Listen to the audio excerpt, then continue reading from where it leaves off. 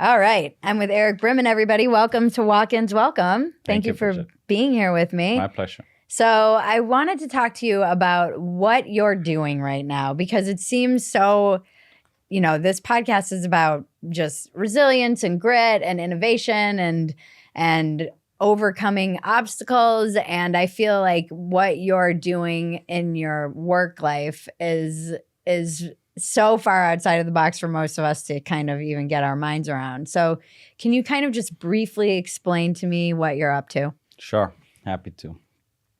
I was born in Venezuela, and I grew up in a country that should be rich by any account, but it's actually one of the poorest countries in the region. That led me down a rabbit hole of trying to figure out why certain countries are prosperous and others are not. What makes society wealthy versus poor. And during my student years at high school and university, the answer... And where were those? Sorry. I was at Hargrave Military Academy for high school. Okay. And then Babson College for undergrad. Okay. What became apparent, obvious, is that governments have a very important role to play in society when it comes to establishing the conditions for an economy to flourish and for people to be free and pursue their dreams and do what they're best at without having to either look over their shoulders because of safety or have to worry day in and day out for basic needs like water, power, etc. But not all governments are the same, and obviously they don't all do a good job. So it wasn't about having a government. It also wasn't about having a democratic government when you look at the statistics. It's about having a governance situation where private property and individual freedom are protected. In many democracies that happens, but also in some monarchies that happens to some extent. So what became clear is that there were conditions that were necessary for humans to flourish at scale. And then if I wanted to do something about the poverty I saw around me when I was growing up, we needed to do something about governance. And that's all fine and dandy, and so you get into the world of politics and you say, okay, well, we got to get the right government in place so that they put forth the right policies. And then we are in the battle that we are nowadays of right versus left or red versus blue or whatever, your side is. But what was evident is that the system, as it's structured, has some fundamental flaws of systemic incentives being misaligned with what actually needs to happen on the ground. So to answer your question, what we are doing fundamentally is creating a new paradigm through which the service of governance can be delivered to willing populations in partnership with governments, but injecting into the equation the best of what entrepreneurship has to offer, which includes resilience and innovation and creativity and out-of-the-box thinking, but in a domain that historically has very much lacked it. Right. How do you provide governance as a service? But then how... So this is what... I'm not a genius at all about anything. So I'm going to be asking you very basic, probably stupid questions. How does... doesn't everything inevitably become government? How do you get outside of that? Even if you're building something within something else, doesn't it? How does that function? Well, so let's create some distinctions so that I can answer the question more accurately. There are governments as institutions, and then there's governance as the service those institutions are supposed to provide. Okay. When I talk about governance, I limit it to the three most important things that empirically are shown to actually be what is critically necessary. Without these three things, it doesn't matter what else governments or private institutions do, populations do not flourish. The three things are, there got to be good rules and administration thereof. And by good, it's talking about individual freedom and private property. Okay, so you got to have good rules and the proper administration thereof. That's one. You got to have access to justice so that individuals and companies who enter into disputes but have a good faith desire to resolve them can do so peacefully. And you got to have security. Okay. so that bad actors cannot use force to coerce their way into their desired outcome, notwithstanding what is right and fair and what was agreed to. Okay. So rules and the administration thereof, justice and security. Those three things make up for the service of governance that is critically necessary. Governments are the institutions that we have set up over time so as to be the custodians of those services. And we have classified governments as very distinct from private enterprise because we give them, in essence, the monopoly of force. Right. You need force in order to enforce, especially that third dimension of governance, security. Without that, things fall apart into anarchy. You have gangs, you have all sorts of problems. And because we delegate onto the institution something as important as a monopoly of force, we have historically thought about it as in a very different way than we do private enterprise. That's why we have representative democracies, which has evolved from monarchies, where if we're going to give you the guns, well, you got to be accountable to the people as opposed to accountable to yourselves or in pursuit of profit. Okay? So when you say, doesn't everything eventually devolve into governments? It depends what we mean. Left uncontrolled, left without any institutional framework, unfortunately, the history of mankind is one in which things ultimately devolve into violence. Okay, so in some ways, yes, towards violence, because the stronger or the ruthless will ultimately seek to take over. Right. And if you don't have an institution to counterbalance that, then you're in trouble. So in some regards, yes, institutionally, but that's not the real question here. The real question is, how do you deliver the services that make the biggest difference, especially in the first two dimensions of the right rules and the administration thereof and justice? Okay. And what we say is that there are evolving needs, but an emerging opportunity through an evolution of how governments deliver that service, where it has been all public for the time being, public and for politics, but you can create public-private partnerships that bring in entrepreneurs and companies to handle some of those layers within specific territories under the supervision of government, but with a lot of delegation for the day-to-day management, where now you're injecting a for-profit motive in creating conditions that, if done well, unleash a tremendous amount of wealth and prosperity. You have government supervising, but you have entrepreneurs executing with a profit motive to do it right, and obviously full exposure to the full weight of the law if it comes to corruption or abuse or violations of rights, etc. This does sound like an HOA. Well, with very important distinctions, actually. What are the distinctions? Well, for starters, an HOA tends to be rather micro to a specific building, maybe even a neighborhood. Okay, when you look at what we're doing, which is much larger, it's at city scale, and it's deployed through special economic zones in countries that partner. You need to consider the externalities of decisions, positive and negative. Within an HOA, you don't as much. You're very small, and just worry about your building. But when you're looking at a city scale, you do have to be concerned about positive and negative externalities. And importantly, what happens is that if you do it right, you are able to internalize the positive externalities of creating a generally well-governed environment.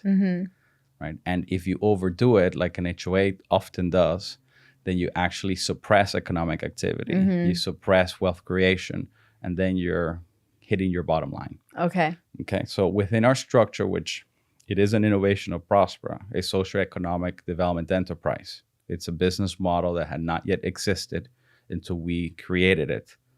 Okay. This is Prospera. Yes. Okay. This business model makes a profit in proportion to the generalized prosperity of a given population. Okay. Not in exchange for specific transactions, be it for widgets or services. When you're just looking at a particular transaction, as a company does, you're a lot more susceptible to the flaw of externalities because you can push the costs onto somebody else. Right. Or conversely, don't really experience the benefits of whatever good you're creating that you cannot directly charge for.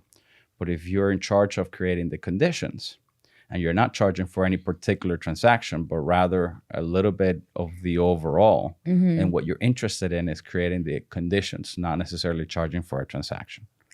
So what about infrastructure? Like, what do the supply chains look like in a place like this? How does it, do you guys take care of water since you're in other, so you basically have a deal with another country to have a little, how do you Special describe economic it? zone, an enhanced form of special economic zone.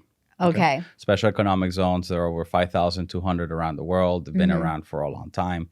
They have demonstrated themselves to be an effective policy reform mechanism, but have historically been deployed in a very narrow way, and often in a manner that lends themselves for already entrenched interests in a given country, cronies or otherwise, to get even more value, because it's all about, let's say, reduction of taxes, Right. or skirting a particular regulation, or what have you. What we are doing is building upon this notion that within one nation, you can have sub-political divisions, whether they're special economic zones or special districts, let's say in the US.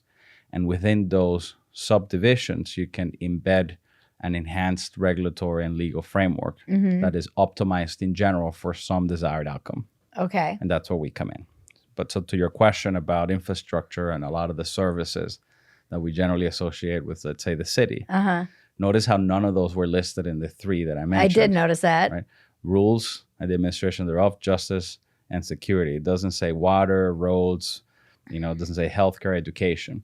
And the reality is that they're not needed. Government does not need to be the entity that provides those services. Society needs it, but it doesn't need to be provided by government per se.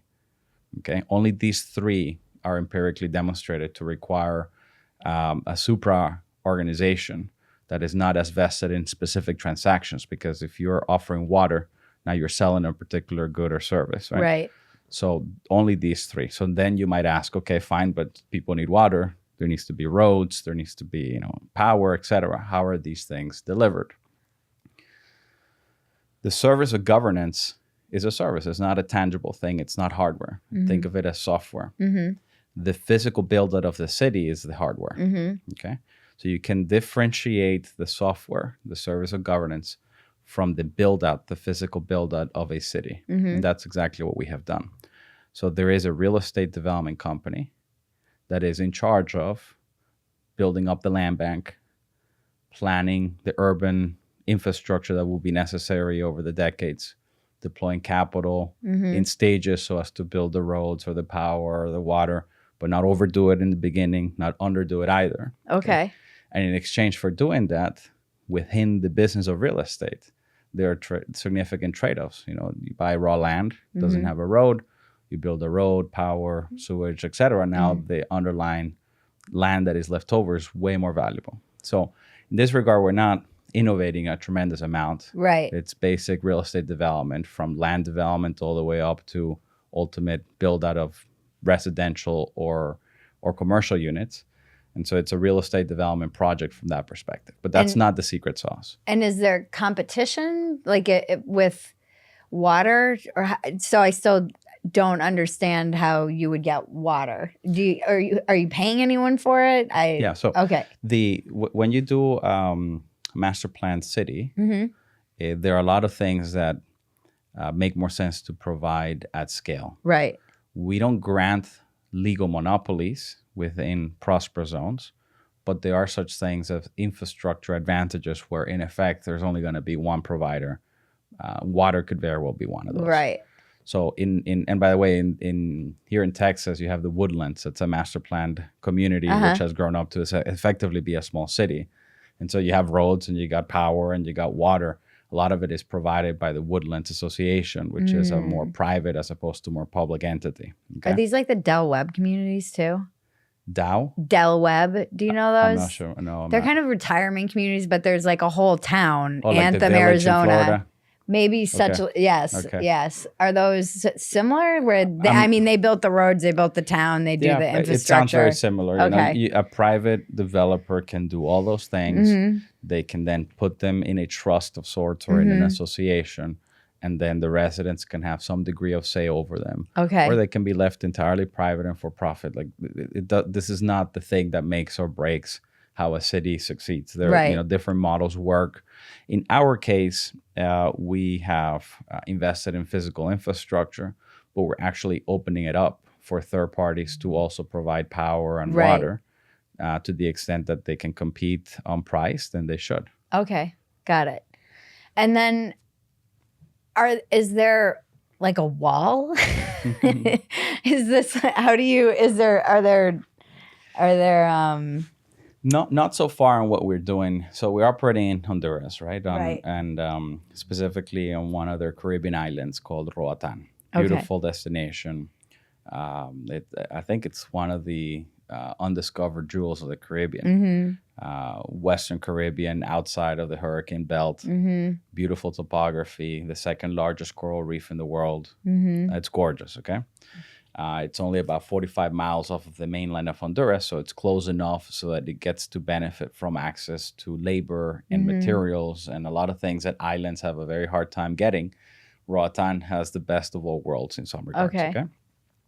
So we're operating on Roatan. That's where the first city project has emerged from. And in this case, it's not like a walled community. Because it's on an island. It's not an enclave type of situation. There's no security threats. It's not like there are gangs outside and you got to keep them out from coming in. Right. It's already a very safe environment. And so there's no need for walls in that regard. Okay. When we deploy in other parts of the world where maybe the security situation won't be as positive, then perhaps walls or fences or other mechanisms will be necessary because in the end, that is the third condition. You got to have security. Right. And so if you, in order to provide security, require some sort of barrier, then that's what will be necessary in that particular deployment. It has not been necessary so far. Yeah, it just seems tenuous. I mean, I guess, how do you ensure that the government that you've made a deal with doesn't just change your mind? Yeah. Or say, we want to, yeah, it seems like. So in the long term, there are no guarantees. Right. Okay. You can only work through incentives and then the solidity of agreements you enter into. And we're facing already some challenges in Honduras where there's been a change of administration and the new administration had very different ideals and I think has largely misunderstood our project in particular. So they're judging it with a lens that makes them not want us there to some extent. Okay, so we're dealing with that. And I guess the answer to your question starts with how you structure the arrangements initially before you actually make any significant investments as an investor, and the trade-off is very beneficial for both sides. It's truly a win-win. And in simplified manner is if the government enables the creation of these enhanced special economic zones that adopt international best practices as we have curated and allow a dedicated entity to administer those with a lot of autonomy from corruption or interference from the central government, then the trade-off is that it will attract significant foreign direct investment and it will generate a lot of jobs for the local population. Okay. All along while respecting the basic premises of human rights, environmental protection. So this isn't, back East India Company type scenarios where individual rights weren't even properly defined. This is in the context of, let's say, a U.S. constitutional level of a Bill of Rights protections, okay, which is higher than in most countries. In that context, the government doesn't have to gift land nor invest money. They still get to oversee the project, just not manage it on the ground. And the vast majority of jobs go to the local population, 90% of them, in fact. Okay. The main obligation they have is to not interfere with the day-to-day operations. Right. Unless there is a violation of the charter, which we, in this case, signed up to oversee. You structure that through not only legal agreements, but done properly, it should be grounded down to the constitution of the country. Right. With organic laws, an investor protection contract, and then in our case, also an international treaty, two, in fact. One that's CAFTA, which was pre-existing. It's a a trade agreement, but it has investor protection clauses. And on top of it, there was a treaty signed through Kuwait that was very specific to guarantee that this provision, this contract, would be in place for at least 50 years. Okay. So on paper, you have the highest level of protections, and that is working so far. I think most countries, even when they change their administration, realize that if they project onto the world that their agreements can't be trusted, that's it for them, right? I mean, ideology is very secondary to whether people can trust legal arrangements. I'm excited to announce a new partnership we have with a company I love, Caliber, a strength training and nutrition coaching program that's completely personalized to you. So I've been using this now for about a month, and through their app, you get paired with a personal trainer, an actual person and not an AI bot, on a fitness program and nutrition plan completely customized to your goals, whether it's muscle building, weight loss, ditching the dad bod, or the mom bod in my case. For much less than it costs to work with a personal trainer at the gym. She's awesome. She's so responsive. That's the thing that I love about this. It's actually been life-changing for me. The app is incredible. It has videos that show you how to do all the workouts, and you can actually reach out to your coach if you have any questions and send them videos of you doing the workout so they can give you form feedback. Caliber takes a science-based approach, which leads to faster, more sustainable results. Even doing this for a month, I can see myself getting stronger. We've arranged a special deal for our Walk-Ins Welcome audience where you get $100 off the first 3 months. It's a really good rate, you guys, for what you're getting. And you get a 30-day money-back guarantee if you're not happy with the program. Go to caliberstrong.com/walk-ins or click the link below to get signed up. Summer's here, and you know what else is here? Chlamydia, also syphilis.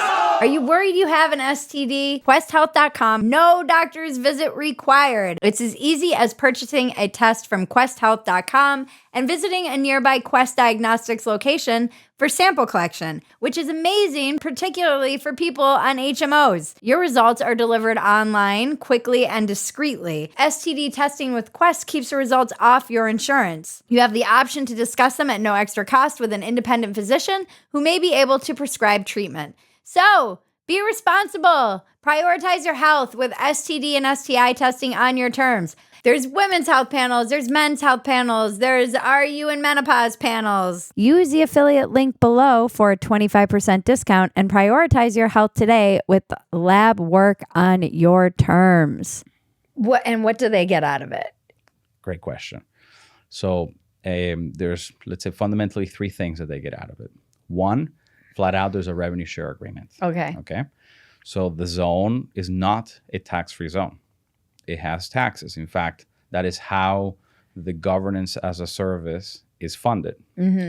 People, companies that elect to operate within are signing a contract that acknowledges the rule set and also that they'll pay taxes. 10% flat income tax for corporations, 5% for individuals, sales tax, land value tax, or taxes.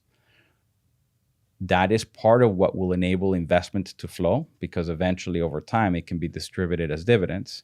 But the local government or the central government of the nation has at least a 12% take from the top. Okay, with provision for up to 15, because those additional 3 percentage points are for various services that are voluntary and optional, which make more sense to contract with a host nation as opposed to replicate from scratch. Like, for instance? Well, in the short term, no point on having a separate fire department, right? But you pay for them extra. No point on having, the full police in force. You pay for that extra. So the customs systems, no point on setting up a whole systems early on.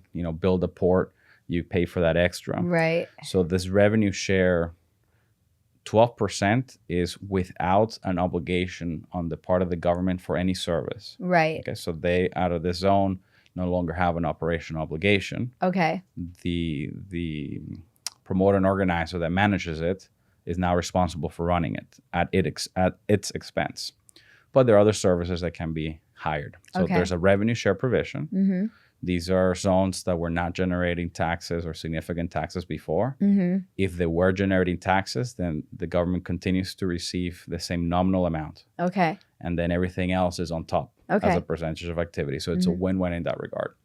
These revenues then, per the agreement, in our case that we reached with Honduras, have 5 destinations that are healthcare, education, infrastructure, and I could go on. But basically, the government gets to do whatever they deem is necessary within those realms. And the idea was to contribute to the long-term economic development of the country, not necessarily to go fund some political campaign or some short-term interest group project. Okay, these are fundamental things that the population will need long-term. So that's one. Another is that there's an agreement that at least 90% of the labor jobs go to Hondurans. Okay. So you could say there's a significant amount of job creation. Most of the jobs have to go to Hondurans, okay, with few exceptions. If there is a company that needs a scientist or specialized professional and there are no Hondurans that qualify yet, then you can import that labor without counting within that 10% of foreign force. But otherwise, 90% are Hondurans. And is what kind of labor is that they're doing? Just like it varies. Right now, we have knowledge workers. It's the highest paying large pool of jobs. These are young Hondurans mostly, filling jobs for companies in the U.S. Okay. Accounting, engineering, things that you can do on the computer, during which COVID really opened the gates up to have a huge opportunity. It's not the traditional outsourcing call center jobs, but in a way you are leveraging a workforce, in this case that is Honduran within Roatan, that is very competitive when it comes to their knowledge base, but not as expensive. Right. Okay, so that's one. And then obviously all the way down to construction workers. We have a resort within the zone, so you have all sorts of employees in a typical resort structure, from management to waiters to gardeners. Okay. We intend to build a hospital soon, and so that will require nurses and doctors. Okay. And a hospital in the zone. Oh, okay. Yeah. How big is the zone? The zone right now, in the jurisdiction, there's about 1,100 acres. Okay. The first city has 420 acres already within it, and we're in the process of acquiring and adding additional land. Okay. Ultimately, it will be about 750 acres. Okay. Which is about 40% larger than Monaco, for reference. Okay. So it's a small city. We should be able to fit there at full deployment, 30 to 50,000, maximum 100,000 residents. Okay. So to give you an idea. Okay. And Roatan as an island is 1 square mile larger than the island of Hong Kong. Oh, wow. Okay. There's only about 75,000 people there today. But on the island of Hong Kong, there's 1.2 million people. Right. Only occupying about 25% of the surface area. Yeah. So Roatan is larger than Hong Kong, only 75,000 people versus 1.2 million, just occupying 25%. So there's a lot of, let's say, room for growth if done correctly. What about waste management? Who manages that? Right. So that's a great question. Within our footprint, those are one of the things that we've offered to pay for on the local municipality, because they have a big trash processing unit. So while we don't have enough volume to justify what the cutting edge technology would call for, or just an economic alternative, it makes more sense to pay for the service of traditional waste management. Before too long, and I think in the next 3 to 5 years, we'll get there. There's a number of options. One of them would be gasification. And, you can burn the trash in a very controlled environment where there's no pollution allowed out, and that creates heat, and that then in turn creates energy, which on an island is expensive. So it can be a quite profitable opportunity to substitute the 40-cent kilowatt hour cost of energy right now on the island. Okay. So that's one of them. And then you have byproducts of not just heat for power, but all sorts of items like carbon for fertilization. So it can be done very effectively. Okay. And then back to the question of what do they get out of it? Right. So direct revenues, employment, and then all the positive externalities that come from an economic engine operating within its territory. So all those people, they're going to live and consume the buildings that are getting built are buying from the local supply chains, the education. So there's all these positive externalities that by having, a small city emerging from nothing and growing up to be a prosperous center, you have what happens inside and then all the positive externalities from the rest of the country towards it. Okay. What are the biggest criticisms you get? Great question, too. Thank you. I thought this was going to be like, a little, no. I mean, I can be jokey, but I am legitimately curious about how this works. Sure. And I definitely want to see it because from my perspective, I mean, I think I didn't go to Prospera's site because I think I went down the wrong rabbit hole. So I went down a Vitalia rabbit hole and it looks like an episode out of Silicon Valley, This is literally something you would see. And the tag was like, make death optional. And we were joking on the way here, like only rich people would want to make death optional. It looks like this. I was going to open this interview joking with you about like, are you the clone of Erick that you sent to come while your clone is snorkeling down there? Because from my perspective, with no knowledge of any of this, just looking at the Vitalia website, it looks like where, rich people can go do weird shit without regulation. Right. So I would imagine that might be a criticism, but maybe that's just me. Sure. And we'd love to get into that in a second. Let me give you the more, let's say, I don't know if it's basic, but the more foundational criticism. Vitalia is a more recent development, and so it has its own criticisms that I'll address. So just to be clear, Vitalia is like, how do I envision this? This is like a sandbox that people come and kind of build their own little things in, and Vitalia is not associated. It's just one of the companies or something that's coming in to operate. I can explain that first then and then get back to the criticism. So with everything I've shared so far, where governance is foundational and then their city scale developments, you can consider those two as creating a platform. Okay. A platform upon which third parties can come and pursue their desired operation. It can be as simple as a particular company, or it can be a little bit larger as a full district within the overall city. Okay. But the point is that these foundations are a platform for any sort of activity. It's not one of those economic zones where it's just for textiles, or it's just for healthcare, or it's just for fill in the blank, right? It is a platform that delivers governance as a service, as a backdrop to any activity that's necessary, and physical infrastructure, physical buildings so that you can rent and live and work and play and etc. Fine. So the city of Prospera is open to districts, is open to tenants. Vitalia is currently a tenant that is aspiring to build a district that is specialized around longevity and healthcare. Okay. And we'll get into what exactly they're doing and they live forever and all that.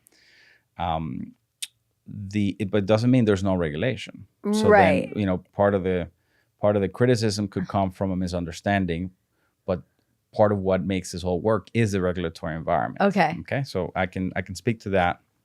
It will take a few minutes.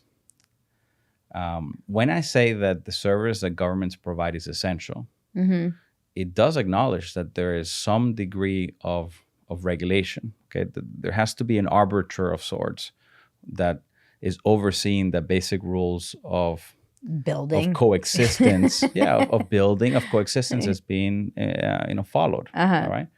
Now the thing, as we have seen, is it can easily get overdone. Right. Totally. Right. So then, let's start first principles. What would be the fundamental reason why regulations are worthwhile having? Like what justifies regulations, especially prescriptive regulations? Why do we accept that they're there? I would guess safety. Right. Health and safety is the two main issues, but underneath that is the idea that unconsenting third parties could be hurt. Right. Some people take it a step further in a very paternalistic way and say, no. Even if people consent to risks, we need to protect them against risk because they don't know what they're doing or they'll never be able to understand and make their own choices. Okay, but even on the more, say, liberty-oriented, here in the U.S., right of center, philosophical beings, they all agree that unconsenting third parties, i.e. the public, right? Right. Shouldn't be hurt by the actions of others that they had no say in. Right. Different than when you and I enter into an agreement and there's risks that I won't come out as well off as I thought. And that is true in every type of industry. And healthcare is one that really raises red flags because you're dealing with somebody's potential life, right? Right. But the idea that if I am fully aware of the risks I'm taking, that I have the right to take those risks, creates a line of distinction between regulation to protect unconsenting third parties and regulation as a paternalistic tool where somebody other than the individuals gets to decide what's right and wrong. Right. Okay? So that line of demarcation is important to distinguish what is appropriate regulation versus overdone regulation. I mean, I feel like if this didn't make sense to anyone, the COVID and all of the regulations and decisions and overreach, and it was very strange because there's so much, the FDA seems to regulate everything very heavily to the point that it can be, like you said, paternalistic, and people who might want to take an experimental drug can't take it. And yet then everybody was also like forced to take a vaccine in many. So it seemed very. There's no consistency. Yeah, no consistency, and seemed very like hypocritical and. To say the least. Yeah. What happened there and what became very obvious to everybody is that you have a very high degree of centralized power. And then the hubris by some to think that they could decide on behalf of everybody. Right. It was no longer about reducing the harm upon unconsenting third parties. It became, I'm going to tell you what you need to do, even though you might be hurt as a non-consenting individual. Right. Okay. But back to Prospera for a second. There's this line between regulation to protect non-consenting third parties versus regulations to limit individual freedom. The latter I don't subscribe to and has never been proven to do any good to anybody. Before the U.S. became a highly regulated environment, it was the fastest growing economy in the world, and it, unleashed innovation and inventions and prosperity. So, and sure, people die all the time, but then don't have cars, right? Because people die of driving. So it can't be that if there's any harm, you must stop. On the side of minimizing the harm to unconsenting third parties, there are various ways of doing it. One is to come up with a one-size-fits-all prescriptive regulation that says everybody must follow these procedures so as to reduce the risk of whatever. Right. Another way to do it is objective regulation, which says, you have some freedom to decide how you're going to operate, but you cannot cause harm. And if you cause harm, you're going to pay. Okay. So you're regulating the outcomes, not necessarily the incomes or the inputs. Okay. Within Prospera, we have both options. Okay. And the main innovation is that we have recognized a reciprocal system of regulations. It starts off by saying that any OECD country's regulation is probably more than good enough to have addressed some of these prescriptive standards for how to operate a business in a regulated industry, industries that could cause harm, in a manner that is safer than without regulation. Okay, so any OECD country, obviously the US, UK, Germany, any of the first world countries, if they've come up with a way to operate a hospital, they've probably thought enough about it and it's better than not. So if you operate in Prospera, you can, as first option, elect to operate under any of the pre-existing regulatory frameworks in OECD countries, plus a handful of additional countries that have been added that are peer countries. Okay. So let's say we set up a hospital, the hospital operator could elect to operate that hospital under US standards or German standards or UK standards. Okay. Okay. And it just has to inform the public what regulatory standard it is following. Okay. Okay. Or the next layer down is it can propose a modification of existing regulations so as to address something that is more cutting edge, that the regulatory frameworks around the world have not yet gotten around to regulating. Okay? But in all cases, the responsibility for causing harm remains in place. Okay. So if you cause harm from an objective regulatory perspective, it's not good enough that you followed a prescription. You're not absolving yourself from causing harm. Okay. Okay. The third layer is common law standard, which is you neither selected one off the shelf regulation, nor did you go through an approval process for a modification of regulation. Rather, you and an insurance company will define the prescription of what will regulate your operations. But then the damages, if you cause them to third parties, pierce the corporate veil and can go up to be treble damages. Okay. Okay, so what's common law? Just layperson terms. Common law is the set of standards that have evolved over thousands of years. Okay. Primarily through case law. Okay. And have essentially created the principles that govern what is proper behavior in civilized society. Okay. English common law gave birth to the U.S. and so it's as opposed to civil law, which is people get together in a room and prescribe what is and isn't acceptable. So in the U.S., it started primarily as a common law standard with very little prescription, and then as Congress has become quite fond of creating new laws and new regulations, it's moved away from just a common law standard to having an increasing number of prescriptions. Okay. But when a judge looks at a situation and is trying to decide what's fair, common law standards apply of, what a common person would do, which is reasonable, right. Representing duty of care, fiduciary obligations, et cetera, et cetera. Okay. Yeah. So to your question about regulation and criticisms. Yep. Okay.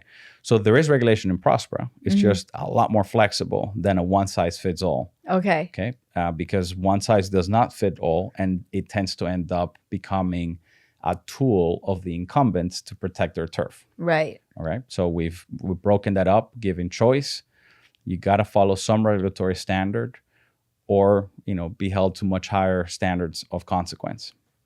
Now, let's take cloning, for instance, just as a hypothetical. Is there an international standard on cloning? I believe there is, yes. And so would you have to abide by that? Okay. Yes. We have to abide by all international treaties that are applicable with Honduras. Okay. Okay. And human cloning is not allowed. Just to be clear. Yeah. You're like, I'm just making that clear. We're not cloning people down there. So this is me, not a clone of me. Sure. Would be nice though if I could have multiple me's, I'll tell you that. Are you tired of wading through media misinformation, trying to figure out a news outlet's spin or bias on any given story? Ground News is the solution you didn't know you needed. Ground News is the most complete news comparison app. It lets you make sense of the news on your own terms by letting you easily compare how a story is covered by different sources across the political spectrum and around the world. Compare any news article you want, filtering it by bias, left, right, or center, by location, so you can understand how news is being covered around the world, and by time, knowing when the story was first reported and how the reporting has changed. I'm obsessed with these guys. I love their blind spot report because you don't think you have blind spots, and then you see this report and you're like, oh, yeah, I had no idea that even happened. Start seeing the news more clearly, find out the truth, and stay up to date with what's going on in the world with the Ground News app. Use our affiliate link below to get 15% off. That's Ground News. Use the link below to get 15% off. Walk-ins Welcome is brought to you by Phetasy Productions. We are no longer on a network. We are completely independent. If you love this show and you love what we do, we are asking more now than ever before for you to join us in our community at Phetasy.com. Become a paid supporter and help support the podcast that you love. Being that we are independent means we're taking all of the expenses back, and that means that we need our listeners to support us. If you're also listening and you have a product and you want to advertise with us, please email me at phetasycomedy@gmail.com. We're hoping that we leap and the net will appear. Please become a paid supporter at Phetasy.com and help us stitch our net together. Thank you. Okay, so then what is the criticism that you get So most often? a couple of things. One, there tends to be a criticism around sovereignty, a concern that a government is giving up its sovereignty. Okay. Right. And I'll list them first and then we can build upon it. Two, the risk that a private company will prioritize its profits over the well-being of the environment or individual. They've never done that before. Never, right? Neither have governments. Neither have governments. Right. So that's a second one. Third, that there's weird things happening, and that your initial reaction when you see a website like Vitalia, and you say, okay, You're like cloning in Epstein's Island or something. Right. The weird stuff is going to happen. Yeah, I was like, this is just a rich person orgy. Right, Wild West type of criticisms. So I can address those one by one. Okay. So first, the question of sovereignty. Okay. So I'll go a little philosophical first because we can really then bring it back to the practical matter. But you got to first talk about what is sovereignty? Where does it come from? Why does it matter? Right? Because people just take it for granted that, that the government has sovereignty. But why? Right. So, first of all, sovereignty comes from the word of the sovereign. And the sovereign used to be the ruler, right? The king or the monarch, right? He or she is the sovereign. Everybody else was the subject. Okay. With the advent of democracies and representative forms of government, that sovereignty was taken out of the hands of a monarch and given to an institution called the government that is supposed to be acting on behalf of the governed, right, of the people, for the people, etc. Okay. The whole point, though, of wars that have been fought, including the Revolutionary War of the U.S., has been to transfer sovereignty from some very few individuals to, say, the masses, ultimately to the individual. So the objective of anybody that is advancing or trying to defend sovereignty fundamentally is about bringing sovereignty down to the individual. That's where sovereignty belongs. If it has any legitimacy, it is because it belongs with the individual. Right. We didn't get rid of a king to have bureaucrats be quasi-kings. Right. Right? We have a government supposedly there to respect and uphold the individual liberties and rights. Yeah. So sovereignty belongs with the individual. Okay. Okay? The government is just an institution to hold it in trust for us. Fine. Now, with that premise, then what is the criticism of the type of enhanced special economic zones that Prospera advocates for? Is that it somehow removes sovereignty away from government because it brings into the picture now a third party, a company that is partnering and that is helping administer a zone. Right. Okay. Well, the first thing is that it's a misunderstanding because the company doesn't become the government. Okay. In this case, the government creates a political subdivision of itself, like a new form of a municipality. And then it transfers power down to the local level.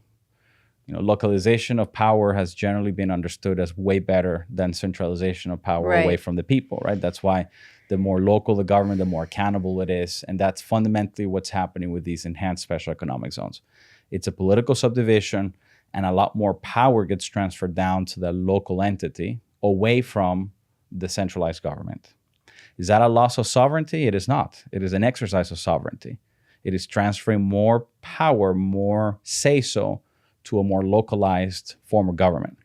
It is a loss of power by the central government, and it is obvious. It is natural to understand how different politicians will not like that, especially if they want to control. Right. Even if they think they're doing something good, by the way, it's not just a nefarious intent. It's not just that they're doing it for corruption, though many of them do. It's if in their mind they're paternalistic and they think they know best, then they have to control more in order to ensure that people, what happened with COVID, that they make the decisions, not the ignorant individuals. Right. Okay?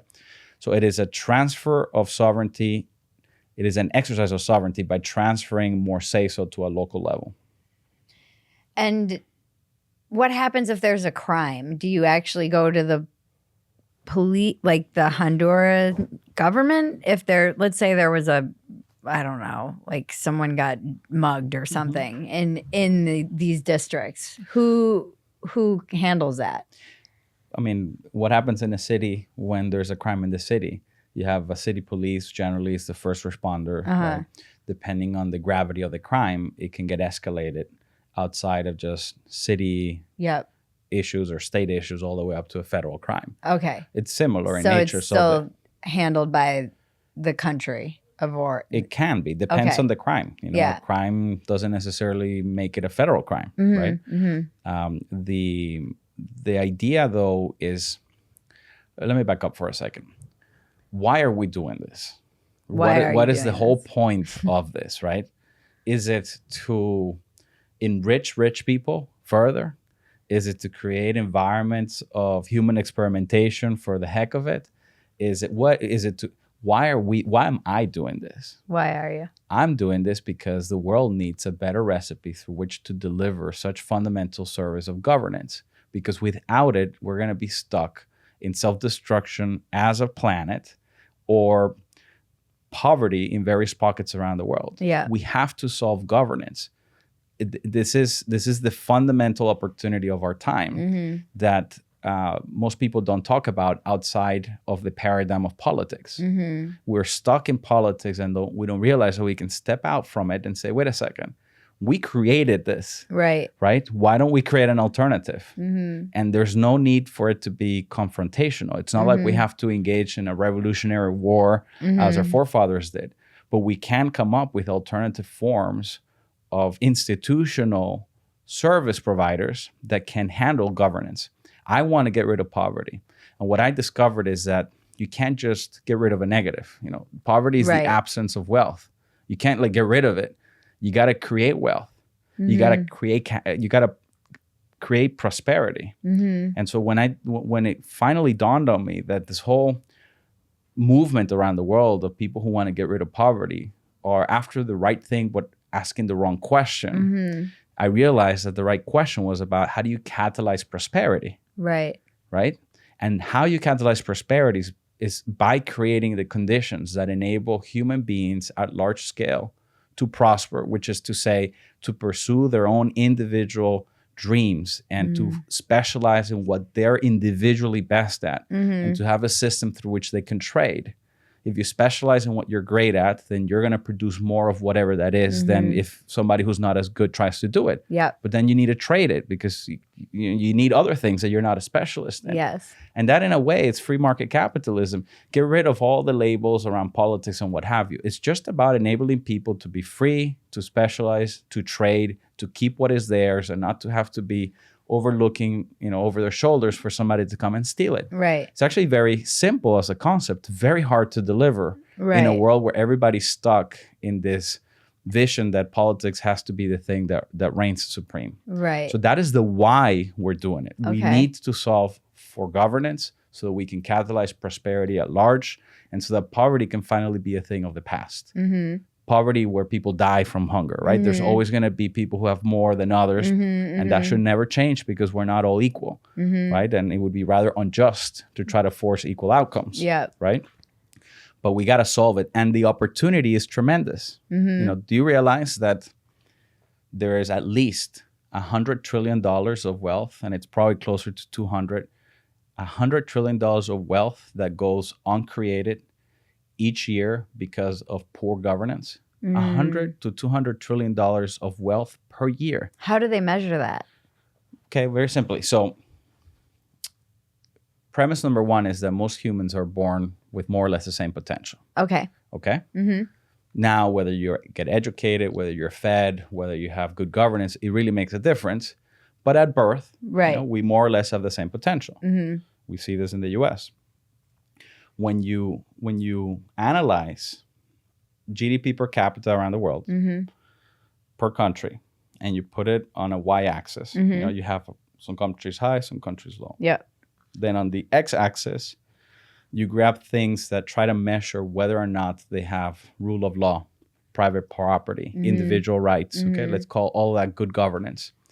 Then you will see a near perfect correlation. Okay. And there are different ways of measuring this. You can do the Economic Freedom Index, but basically is, do people have agency and private property, individual liberty? Mm-hmm. And so now you see that obviously over time, when you have good governance, GDP per capita on average is much higher, which means that society is much more prosperous. Yes. Okay. Then you also see phenomena like from Central America, from Honduras, from where I'm living right now and working with the governments there. You have Hondurans that escape their country where governance is very poor in those indexes. And then they come to the US. They don't learn the language. It's not like they get a new degree. It's obviously the same IQ and genes. Yep. Within a year and a half to 2 years, they're making 10 times more money. Wow. 10 times more money. Yeah. Okay. The GDP per capita in Honduras is less than $3,000. Wow. Okay. On average, those Hondurans, when they cross the border, they're earning almost $30,000 a year. Right. And nobody is paying that money out of charity at scale. Right. That means that they're being at least 10 times more productive. Right. Okay. And so what does that tell us? That tells us that if you, even without going through a generation or two where you can deal with nutrition and education, right, that really enhances the productivity of the human being. If you just alter the system of governance, at least for Hondurans, there's at least a 10x increase in potential productivity. Mm-hmm, mm-hmm. So if you move those countries that are to the left of that GDP per capita, right, that are very unproductive compared to the average. Right. And you say, okay, what happens if we fix governance and they become average?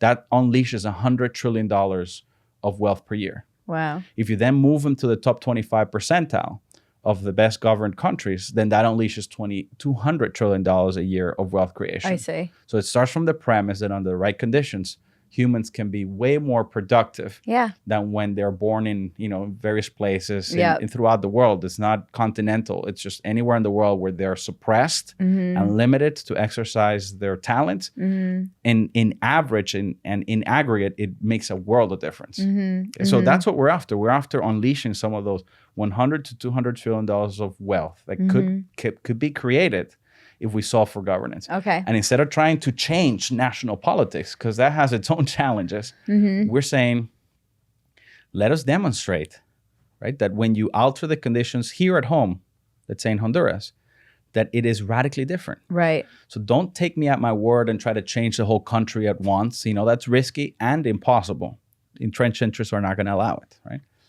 But you create these special zones in the country, and then you see fellow Hondurans prosper at a multiple of what they were otherwise able to do. That's what starts to drive transformation, both at the belief system and also through the political system. It becomes an acceptable thing to do once you're just copying that which is working. And what are they getting paid? Like, what wages are they getting paid in? Is there a currency? Where does crypto come into this? I feel like we need to talk about crypto. Well, and so in terms of what they're getting paid, I mean, it's, what makes the difference is not the minimum wage that is established. It is that people have the freedom to contract with each other in and out of an arrangement. Okay. So freedom of labor, movement of labor. So within the zone, we try to maximize for that which is demonstrated to work. Having said that, there is a minimum wage in Honduras.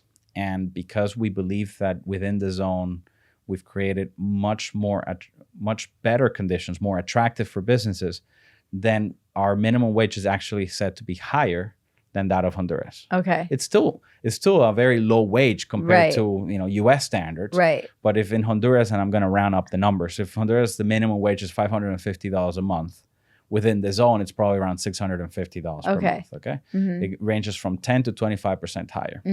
And our point is, and we've done the math, for businesses, they are able to save in aggregate more than what they're being asked to pay extra in labor. Okay. But the objective is that becomes irrelevant. Right. Because, you have a population that is more productive than the value of the minimum wage. Okay. But that takes time. Yeah. That takes a bit of time, maybe a generation, 10 to 20 years. Right. Okay. So then... And so crypto, you were asking about crypto? Right, but I do actually want to go more into depth before crypto of like the other two criticisms that you mentioned. So there's sovereignty, and then what were the other two? So one of them was that then individual rights or the environment Right. were going to be destroyed, right? That nobody's going to be looking after, that those conditions don't apply. Right. Like it's a Wild West type situation. Right. And then the other one is that a private company would have its Right, own right. self-interest above those of the public. Uh-huh. Okay. All right. So let me address the second one first, because then it makes the third one easier. Yes, it can be the case. It can be that a private company, in pursuit of profit, creates negative externalities, abuses individual rights. Like, we have seen that in history. We're seeing it today in the United States. No one's obviously paid for energy in California. But you got to go deeper than just observing that a private and for-profit entity causes harm to say all private and for-profit entities are harmful. Right. Because the same can be said, and at a much worse level, for governments. Well, that's what I mean. No one, if you've paid energy prices in California to these companies that have literally burned cities down because they didn't fix their stuff, it's like I can't even get started on how outrageous and infuriating it is. And having expensive energy is infuriating, but doesn't compare to hundreds of millions of people dying because of governmentally imposed policies, right? Right. So it isn't that private is bad, public is good, but it's also not the other case. Private is Right. good and public is bad. It's not at that level. You got to go deeper. You got to look at the incentives.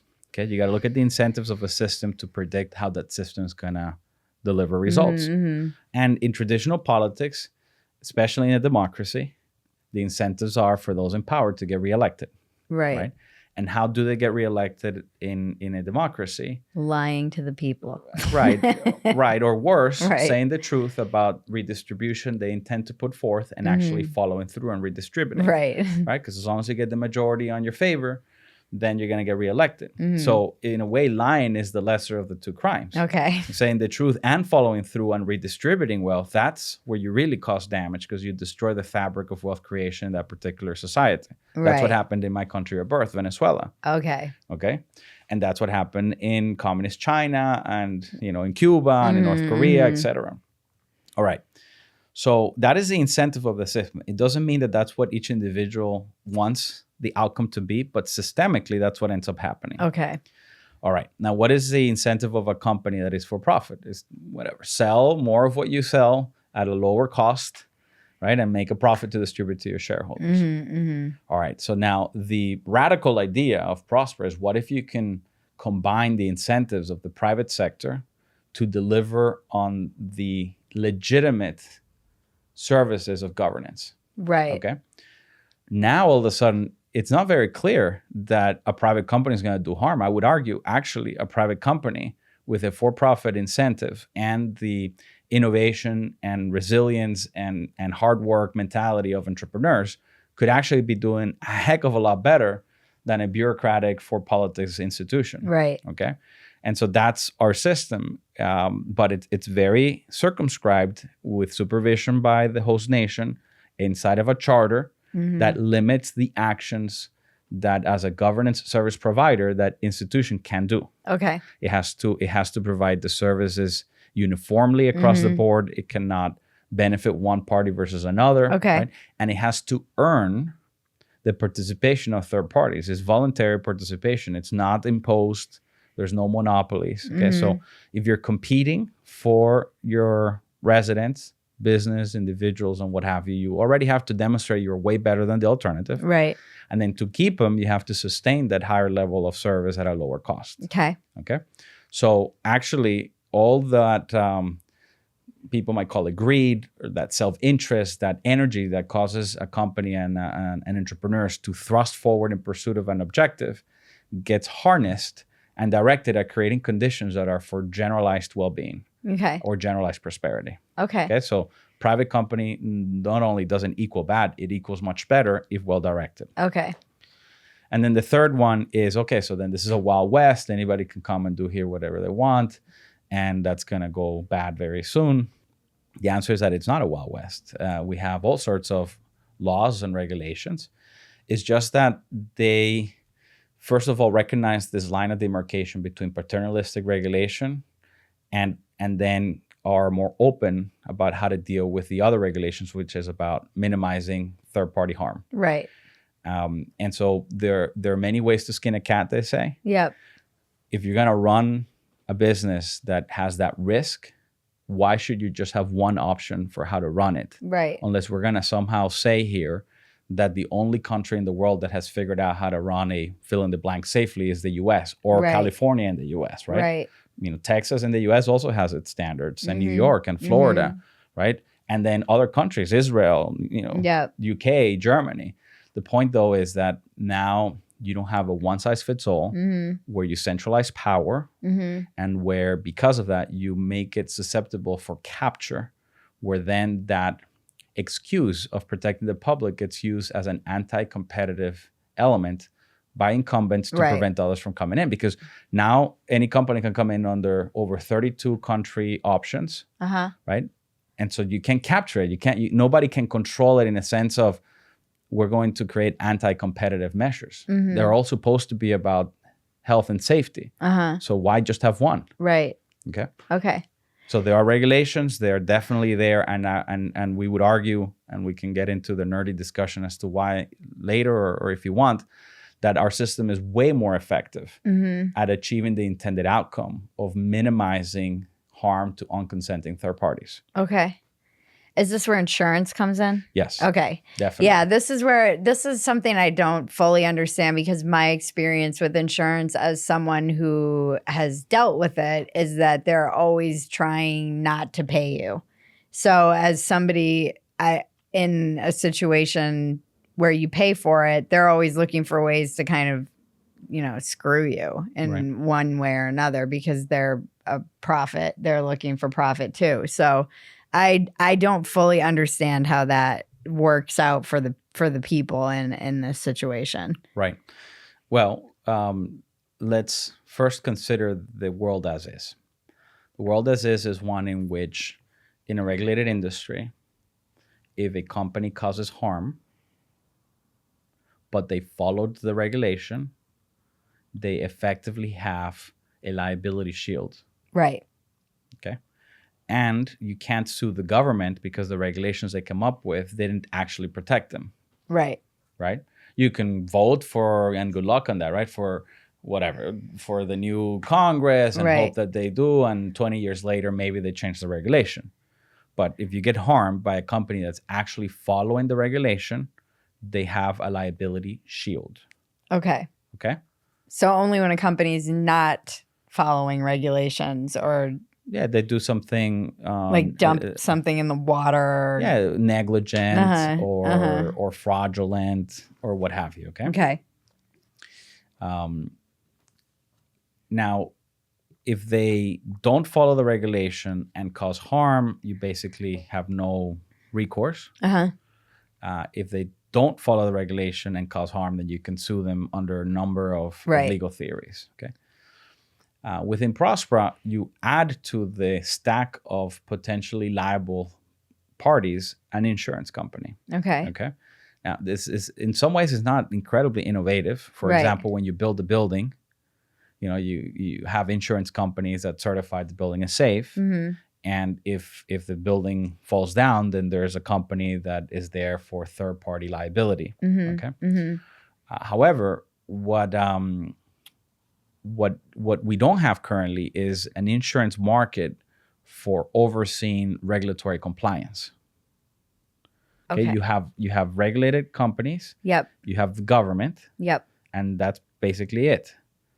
In Prospera, we are inserting insurance companies to essentially take the place of, in addition to what government would do to oversee regulated entities, to be there on a for-profit basis, overseeing that the regulated companies are fulfilling the regulatory framework. Because if they don't, the insurance company is now also liable. Okay.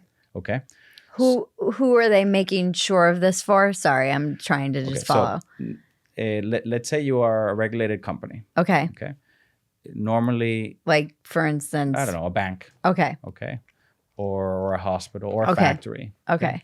pick one. Anything. Which one would you like me to elaborate upon, just for reference? Let's say a hospital. Okay, a hospital. A hospital, before they can operate, generally needs to get license to operate, permits, all sorts of stuff by the regulator. Okay. Right? That is not only going to certify that they are in compliance on day one, but then they're supposed to be supervising that they're in compliance throughout. Okay. That same hospital within Prospera, first of all, can choose which regulatory framework to follow. So it's not just the California standard. Right. It can be Texas if it's better, or it can be the UK. So now you have some options. Second, in order to actually operate, it needs a regulatory insurance policy. So beyond just going to a bureaucrat and getting permits, a license, it actually has to contract with an insurance company that now, by issuing that policy with which the hospital can operate, it is assuming responsibility in front of third parties for the actions of that hospital vis-a-vis the elected regulatory framework. Okay. So you have the regulator, in our case, the general service provider, that is overseeing that everybody's doing what they're supposed to. But now you have an additional layer, the insurance company, that because they are for profit and they don't want to be sued, obviously they want to get the premium, obviously, right? Right. So they want to make that money. But now they're overseeing that the hospital is fulfilling the regulatory framework that they elected. Okay. Because if they don't, the insurance company is also on the hook and can also be sued. Okay. So your concern about, well, insurance companies don't like to pay, actually is transformed into a feature, not a bug in the system, because they don't like to pay, and the first way in which they don't pay is by not being liable. And for them to not be liable is overseeing their client that they're fulfilling the regulatory framework. Now, that method of oversight now does not need to follow a bureaucratic prescription of however the central government does it. It can be through any number of innovative ways. It can be cheaper, it can be more expensive, it doesn't matter. The insurance company is now liable. And what that allows us to do as a partner to the Honduran government in overseeing that regulated industries are following the regulations, it massively amplifies our oversight capacity. Right. While also massively amplifying choice within the jurisdiction. Right. And the general service provider, who is that, an elected, or how is that? Is that just the owner of Prospera or the owner of the place? So when I mentioned it's as if forming a public-private partnership, Prospera with the government of Honduras, there's two entities that get created. There's the political subdivision, which is the ZEDE, and that's a governmental entity. It sets public policy within the zone, rules and norms that are to be followed, approved by the government of Honduras. Okay, but not administered by them. And then the zone has a choice as to how to operationalize those rules. That operationalization or the administration of the rules is done through a private company that is a subsidiary of Prospera, which is tasked with implementing the rules. Now, that entity has a profit motive that is derived from the difference between taxes that are collected and the costs and expenses of running the jurisdiction. So jurisdiction has to comply with the rules. It has to collect taxes. But this entity, which is essentially hired by the government to operate, only has a profit if it drives a lot of revenue and incurs on minimum expenses. So how does it drive revenue? It has to make the zone be very attractive for business and have the basic services or cause those services to be there. Right? From rules, fine. But then what about the roads and the water and all that? But then it can't grow crazily out of proportion, or else it's gonna run at a deficit forever, like governments do. And that is where insurance companies can come in, because they're experts at overseeing risks. That's their business. So they come in, they oversee the operations of regulated companies, and then the general service provider is essentially a one-to-many regulator. They can go direct to the operations, or they can work primarily with insurance companies to make sure that they're doing their job. All right. And where does crypto come into this? Well, so, crypto can mean many different things. Yeah. Let's, for example, just talk about Bitcoin, which, obviously is more on the money side of things. Yeah. Okay. Although if you want to talk about tokens and other, No, let's talk utility type of crypto, we can talk about that. So Bitcoin is in effect another currency. Is that the currency that's, I guess my question is, what's the currency that you use in there? Yeah. So within the zone, there's a mandate that the local currency of the country be recognized. Okay. But it is open to any other currency being used as well. Okay. So there's a free market, if you will, of what currencies people elect to choose or elect to use. Uh-huh. The host nation just said that their local currency must be recognized as valid as well, at whatever exchange rate is at the time. Okay. What Prospera has done is that in addition to the fiat currencies that are recognized, it did take a step early before El Salvador and acknowledged that Bitcoin, within the zone is considered a legitimate currency. It doesn't impose it. It just lets people use it as currency, which means that it gets treated as such, as opposed to a commodity where now you have to deal with what price you bought it and sold it. And it's like capital gains. It's just like currency. Right.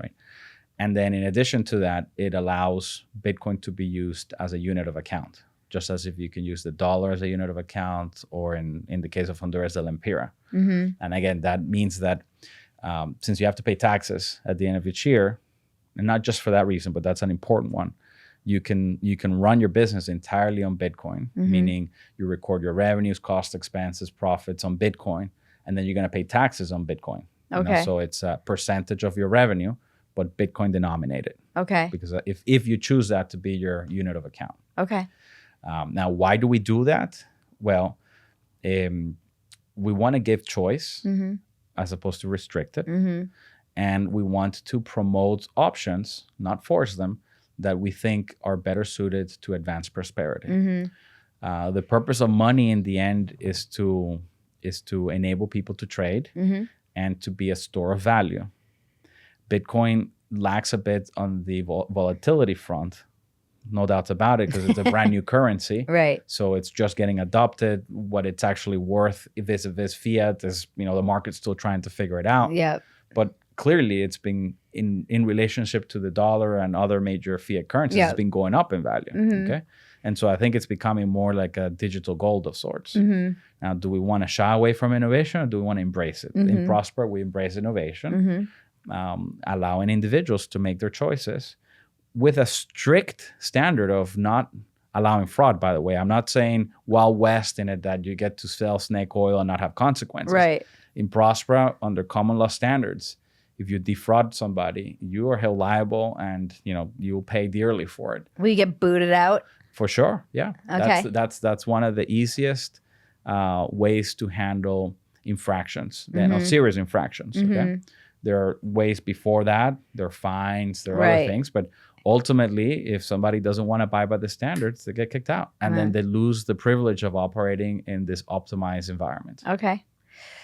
Wow. I mean, good for you for even thinking about these things.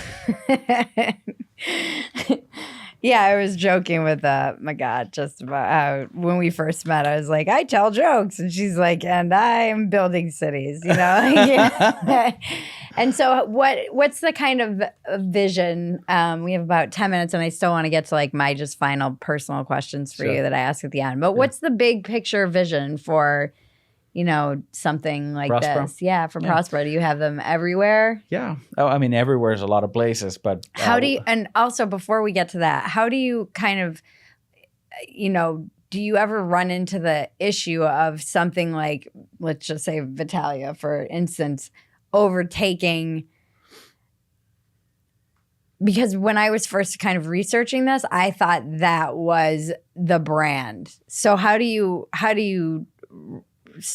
make sure that another brand that's operating there doesn't take over what you're trying to do? Sure. Well, so the vision first, we want to have an international network of cities that are leveraging this governance system to become places of prosperity in the respective countries where they're at. Okay. We aspire to have at least 5 within the next 10 years. Wow. Okay. and then add another 5 to 10 in the subsequent 10 years. Can you make one in Sri Lanka? I really like it there. Interestingly, Sri Lanka could definitely be a good partner if they find a way to deal with the Chinese situation they got themselves into. But it does open a door, which is to say that we are a Western version, U.S.-aligned version of an anti-BRI strategy. So what China is doing with Belt and Road Initiative around the world, our structure can be a very powerful counter to that. Right. Where instead of trying to enforce a Chinese system, because they're also doing special economic zones, but dual purpose for Chinese military intentions. Right. In our case, these are essentially economic green zones where FCPA compliant, Western value aligned enterprises can come into places maybe like Sri Lanka or countries where normally they wouldn't because they don't feel safe, but within our zones they would be safe, physically and legally speaking. Right. So no, the more of these cities that we can have, the better, because they're designed to be engines of economic development. On the one hand, demonstrating that the international best practice of governance will uplift people in countries for the sake of those that are directly involved, but then also as exemplars of what the broader nation can do from a policy reform perspective at a national level. Yeah, when I was in South Africa, there was so much animosity towards the Chinese, just from like Uber drivers and stuff. It was really fascinating. There was a definite hostility toward, I think and you see it all over Africa and a lot of places where, like you said, the what is it? What do you call it? The BRI. Yeah. Okay. Belt and Road Initiative. Okay. Yeah. And as to the second question of are we concerned that brands or companies that are operating within Prospera kind of take over the limelight or what have you? I mean, yes and no. Yeah. Yes, if they are misaligned and they're not advocating for the right principles and or operating in conflict with what Prospera stands for. But if that were happening, Prospera has mechanisms to handle it, if you will. Like they don't have an undisputed right to operate within Prospera. They have to be in compliance with Prospera standards. So if Italia were to, let's say, not be in compliance, then they would lose the privilege to operate within the jurisdiction. Right. I guess I'm not so much worried, and this is just, again, my kind of cursory overview, just preparing for this interview. I wouldn't be worried about it operationally. It would be more just from an optics perspective. As you're trying to do this, it becomes easier to say, oh, well, this is just like an escape for rich people when the shit hits the fan. To go live forever. Yeah. Well, in some ways, it's let's say a very ambitious goal, right? But if you look at it differently, imagine what it says about the conditions being created. That smart people, because if you look at who's involved, these are smart, legitimate people. Okay? Yeah. Can actually aspire to deal with something as impossible to deal with as, let's say, death. Yeah. And look, every company will have a slogan that is intended a bit to be provocative. Yeah, of course. And perhaps making death optional has a little bit of provocativeness in it. Yeah. But to feel that you can deal with something of that magnitude, what does it say? I mean, it's like dealing with almost anything else becomes secondary. It becomes inconsequential. Yeah. And to do it in an environment of responsibility and safety, it's. I'm proud of the fact that people are willing to take on such big challenges. Yeah. And I acknowledge also that when I say why we're doing what we're doing is to unleash human prosperity, to drive economic development, to eradicate poverty, right? That messages like that can be counterproductive because it creates the image that it created for you. No doubts about it. But the thing is that it's not just me. Just you, correct. Yeah. But the point is, it's not the only thing, right? If you dig deeper, then you'll read stories about local Hondurans, local islanders having opportunities to create their businesses. The thing is that their businesses might not be as eye-catching. Right. Henry Mintzett. This is where I say, sorry to interrupt, where I would say, that would be what I want to see more of from your brand? Well, if you go to prospera.hn Yeah. and you go to, say, testimonials, Yep. aside from Prospera Global in Twitter, you can see that we highlight the stories of people, Yeah. regular people, I saw some. doing just what they wanted to do, aspire to do, but Yeah. were unable to do outside of Prospera for Yeah. all sorts of things. So whether it's a carpentry shop or a transportation business, those things are life altering. Yeah. Okay. Literally life altering. They now not only get to deal with basic necessities, but send their kids to school Yeah. and college.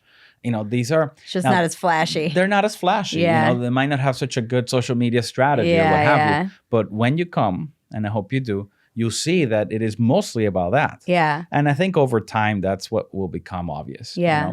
And these are not things in conflict. Okay. The environment that optimizes for the former Yeah. is also an environment that optimizes for the latter. Yeah. Yeah. Okay. You can't pick and choose Yep.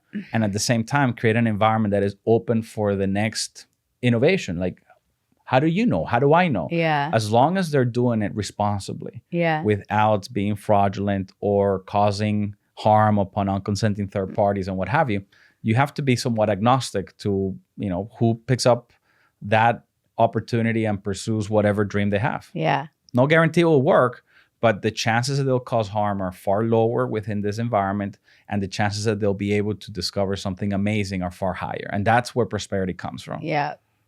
Yeah. What's your biggest defect of character? My defect in my character? Yeah. I think I can be overly optimistic. Yeah. I think I can be overly optimistic, and I think I can also simplify things too quickly. But you're very good at explaining complicated things. Thank you. So that's also something that I was like, oh no, this might be a conversation where I'm just like in over my head. But you did a good job of making it very simple for me. Thank you. And what's your biggest asset? I don't give up, and I won't. And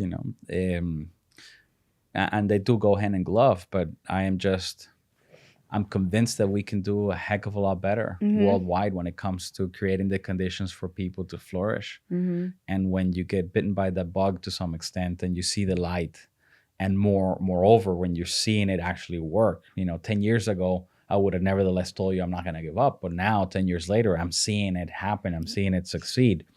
So I think to undertake these types of projects, you got to be willing to not give up, no matter what. And in some regards, believe that that the project is destined for success. And I believe it is. I believe it is because even under, say, like the worst of scenarios, we've already advanced so much. We've already proven that there is a different paradigm and that is working. And there's a growing number of people that aspire for the same future. That it's no longer about me or just Prospera for that matter. So we just got to keep going. And that's one thing that both of my parents taught me from early on. You just don't give up. Yep. You can pivot. Yep. But you don't give up. Yeah, you can pivot. Even having people like Naval, who I look up to, and Balaji, and all these guys who are visionaries, and so many, it is good to have them kind of believing in this and seeing, because it is so outside of the box. So I appreciate your time and all that you're doing, and I look forward to hopefully getting down there and seeing it. I just want to see, I feel like I need to see it. Yeah.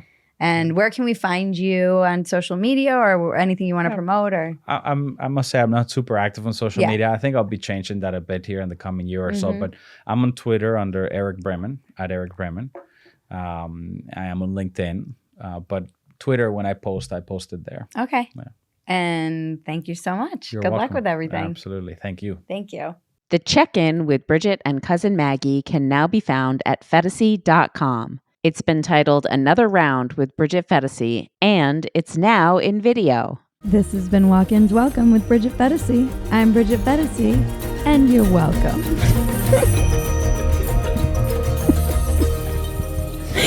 It's the dumbest line.